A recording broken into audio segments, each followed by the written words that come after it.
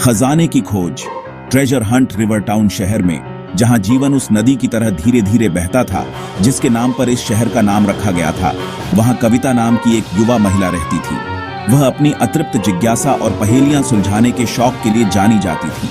कविता के पास दिलचस्प कलाकृतियों से भरी एक छोटी सी प्राचीन दुकान थी। प्रत्येक कलाकृति में बताने के लिए एक अद्भुत कहानी थी।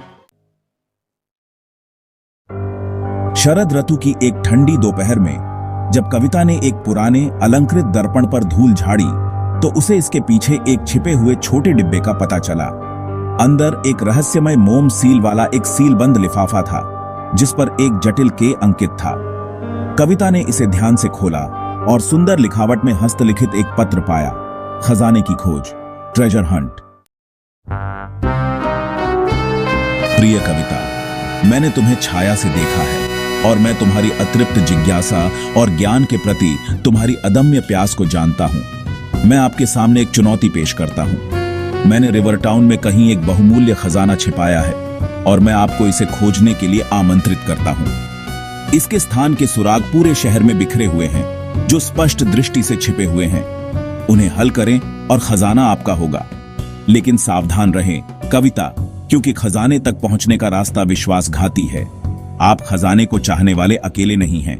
किसी पर भी भरोसा न करें और अपने प्रति सचेत रहें। पहला सुराग आपकी अपनी दुकान में है। कविता का दिल उत्साह और जिज्ञासा से दौड़ गया। यह रहस्यमय का कौन हो सकता है और वे किस खजाने की बात कर रहे थे? उसने पहेली को सुलझाने का निश्चय करते हुए अपनी दुकान के चारों ओर देखा। उसकी नजर दीवार पर लगी एक प्राचीन घड़ी पर पड़ी। उसने इसकी बारीकी से जांच की और पीछे चिपका हुआ एक छोटा सा नोट पाया। नोट में लिखा था, रिवर टाउन का दिल जहां इतिहास रहता है, समय के पंखों के नीचे आपकी यात्रा कायम है। कविता ने सुराग समझ लिया। रिवर टाउन का दिल केवल शहर के चौराहे को संदर्भित कर सकता है जहां पूरे शहर का दिल धड़कता है। समय के पंखों के नीचे एक घड़ी के पास एक जगह की ओर इशारा किया। उसके भीतर उत्साह का संचार होता हुआ कविता शहर के चौक की ओर दौड़ पड़ी। नोट में लिखा था, भविष्य को उजागर करने के लिए अतीत को अनलॉक करें।